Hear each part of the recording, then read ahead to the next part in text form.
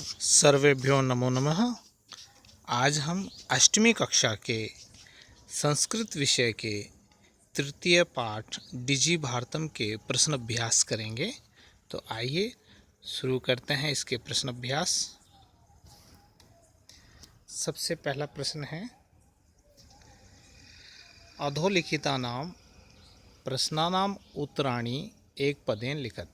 नीचे लिखे गए प्रश्नों के उत्तर एक शब्द से लिखो। क प्रश्न है, कुत्र डिजिटल इंडिया इत्यस्य चर्चा भवति। इसका अर्थ है कहाँ डिजिटल इंडिया इसकी चर्चा होती है। तो इसका एक पद में उत्तर होगा संपूर्ण विश्वे, अर्थात सारे विश्व में इसकी चर्चा होती है। ख प्रश्न है, केन सह मानवस्य आवश्यकता परिवर्तते। इसका अर्थ है किसके साथ मनुष्य की आवश्यकता भी परिवर्तित होती है।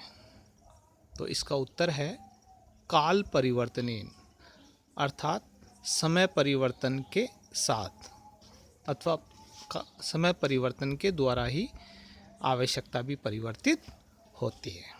आगे चलिए।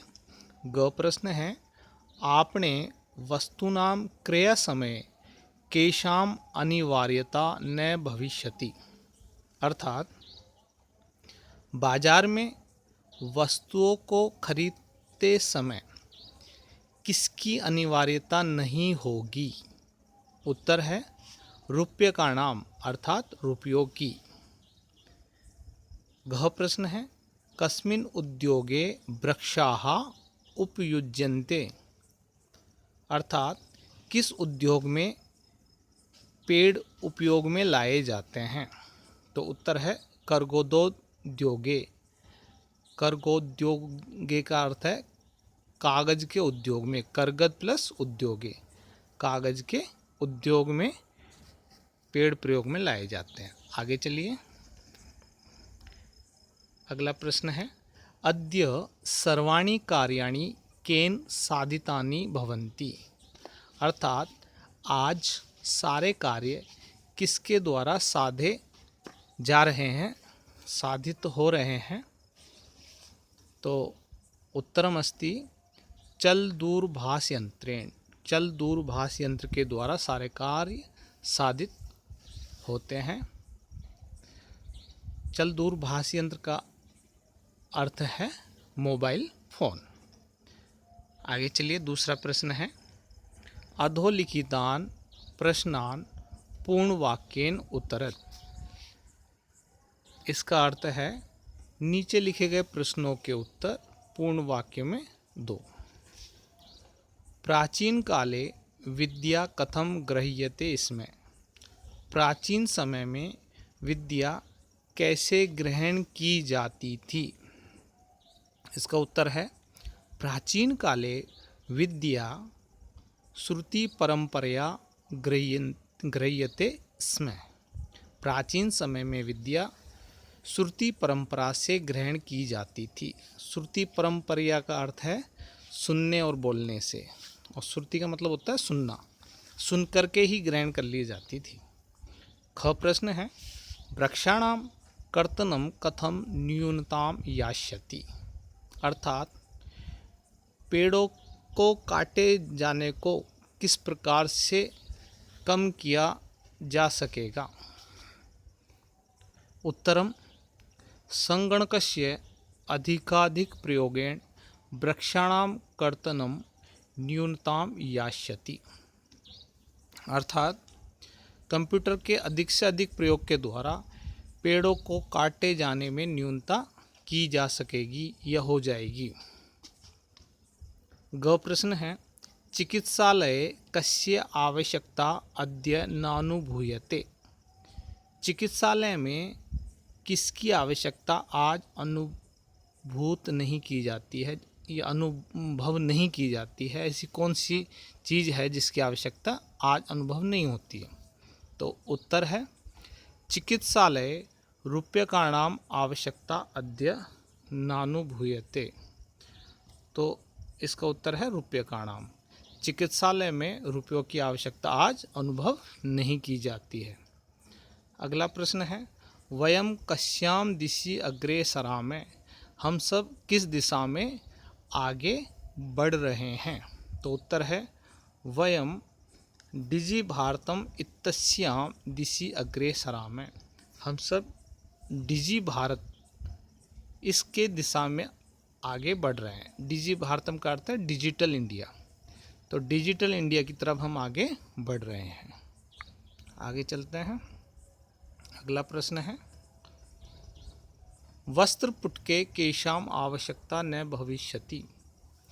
वस्त्रपुटक का अर्थ है जेब, जेब में किसकी आवश्यकता नहीं होगी। उत्तर है वस्त्रपुटके रूप्यकाणाम आवश्यकता न भवति, जेब में रुपयों की आवश्यकता नहीं होगी। भवति की जगह हम भविष्यति लिख देंगे जो ऊपर लिखा है। आगे तीसरा प्रश्न है, रेखांकित पदान्य अधिकृत्य प्रश्न निर्माणम कुरु। रेखांकित पदों को अधिकृत करके प्रश्न निर्माण करो।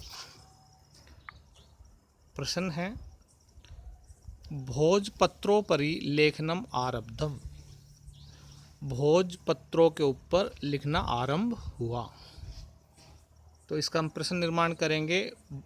रेखांकित शब्द है लेखनम, उसके स्थान पर आ जाएगा किम, और उत्तर इस प्रकार से बनेगा भोजपत्रोपरि किम आरब्धम। ख प्रश्न, लेखनार्थम कर्गदस्य आवश्यकतायाः अनुभूतिः न भविष्यति। लेखन के लिए कागज की आवश्यकता की अनुभूति नहीं होगी। अब इसका प्रश्न निर्माण हम करेंगे। लेखनार्थम कस्य आवश्यकतायाः अनुभूति न भविष्यति, तो कर्गदस्य इस शब्द के स्थान पर आएगा कस्य, तो ये प्रश्न बन जाएगा और अंत में आ जाएगा प्रश्नवाचक चिन्ह। ग प्रश्न, विश्राम गृहेषु कक्षम सुनिश्चितम भवेत्। विश्राम घरों में कक्ष को सुनिश्चित किया जाएगा या सुनिश्चित होंगे। तो रेखांकित शब्द है विश्राम गृहेषु, तो इसके स्थान पर हम लिखेंगे कुत्र।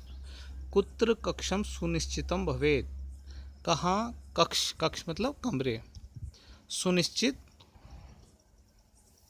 होने चाहिए।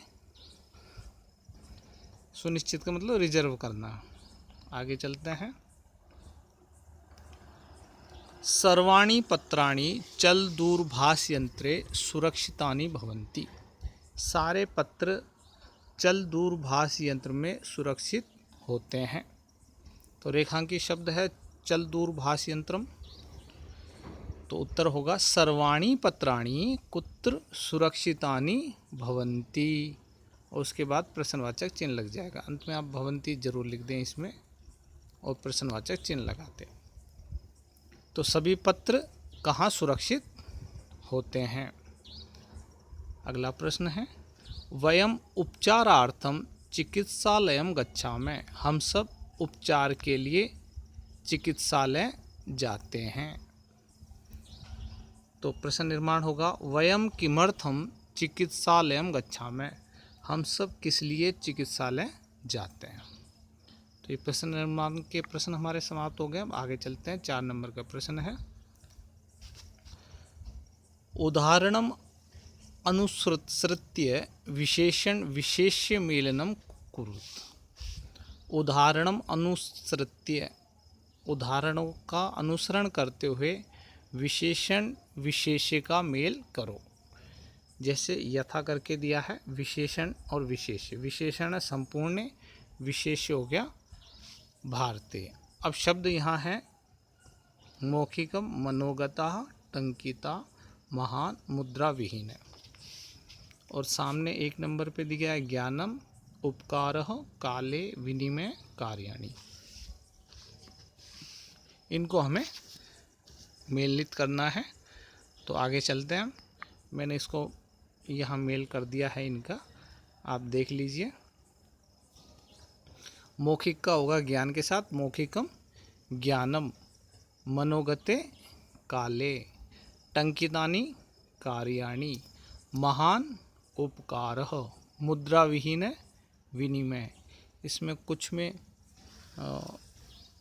गलतियां हैं, उनको मैंने कुछ सुधारा है अपनी तरफ से, जैसे टंकितानि कार्याणि और मनोगते काले। तो जो क्रिया विशेषण की है वही विशेष्य की क्रिया रहेगी, वही उसमें उसका रूप रहेगा, शब्द रूप रहेगा, इसलिए दोनों का एक जैसा शब्द रूप होना चाहिए। उस तरह से मैंने इसको बदल दिया है, आप देख लीजिए इसको। आगे चलते हैं हम। अधोलिखित पदयो संधिम कृत्वा लिखत।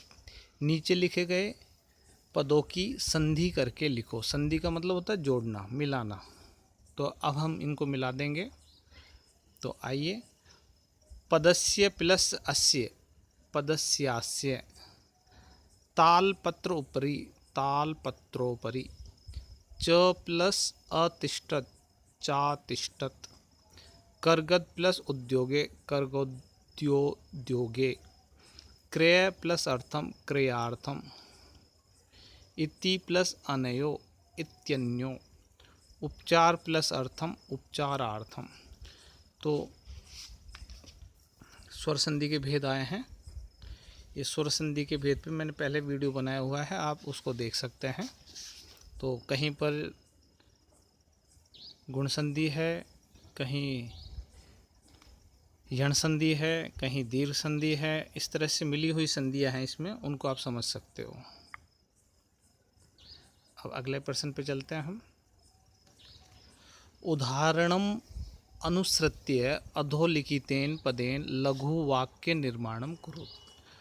उदाहरण का अनुसरण करते हुए नीचे लिखे गए शब्दों से लघु वाक्य निर्माण करो।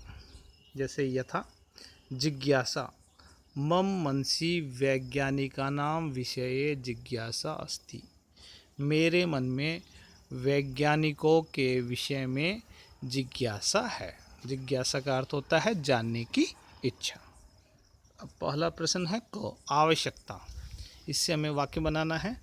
तो हमने बनाया है अद्यतने काले चल दूरभाष यंत्रस्य आवश्यकता वर्तते। आज के समय में मोबाइल यंत्र की आवश्यकता है। आप दूसरे वाक्य भी बना सकते हैं, लेकिन वाक्य आपका शुद्ध होना चाहिए। सामग्री, भवते अध्ययन सामग्री कुत्र अस्ति। आपकी अध्ययन की सामग्री कहाँ है। तो यह प्रश्नवाचक चिन्ह लगा देंगे।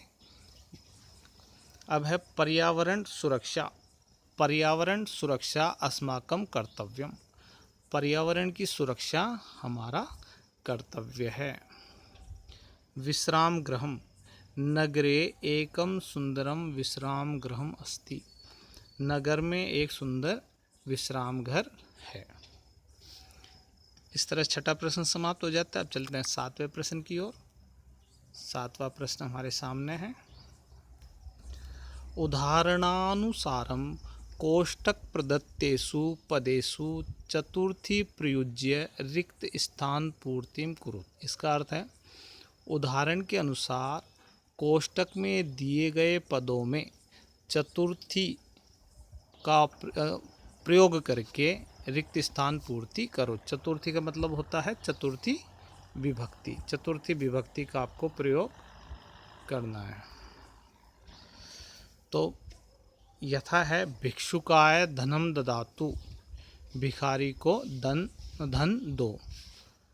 तो भिक्षुक शब्द है, तो भिक्षुक में चतुर्थी विभक्ति जब लगाएंगे तो भिक्षुकाय शब्द बन जाएगा। चतुर्थी होती है किसी को दान देने में।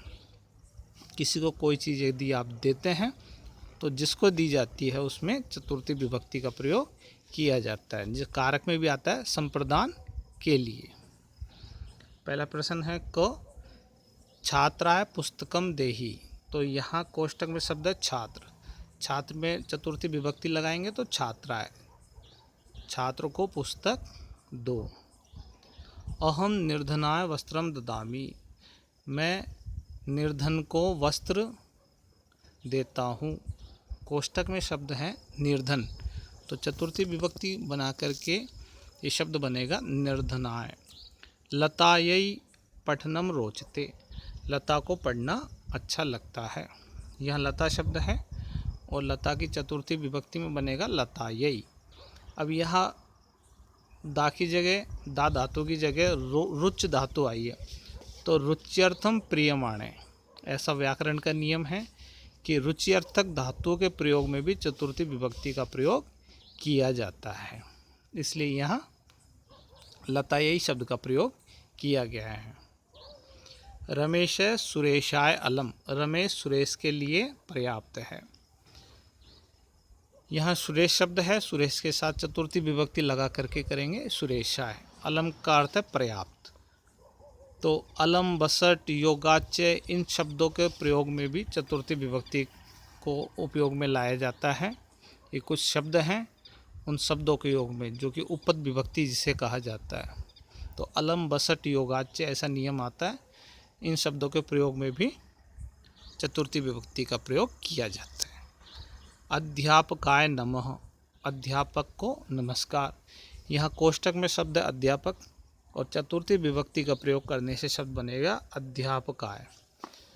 अध्यापकाय नमः, अध्यापक को नमः, नमस्कार। तो यहाँ नमः शब्द का प्रयोग होने से भी चतुर्थी विभक्ति का आएगा। नमः, स्वस्ति, सुधा, अलम, बसट, योगाच्य, ऐसा नियम आता है कि नमः, स्वस्ति, सुधा, अलम, बसट, योग, इनके योग में चतुर्थी विभक्ति होती है। इन शब्दों के योग में अलम, नमः, तो इसलिए नमः, अलम, इनके अर्थ में चतुर्थी विभक्ति का प्रयोग किया गया है। आशा है ये प्रश्न उत्तर आपके समझ गए होंगे। यदि आपको मेरा वीडियो पसंद आए तो लाइक, शेयर और सब्सक्राइब करें। आपका धन्यवाद इस वीडियो को देखने के लिए।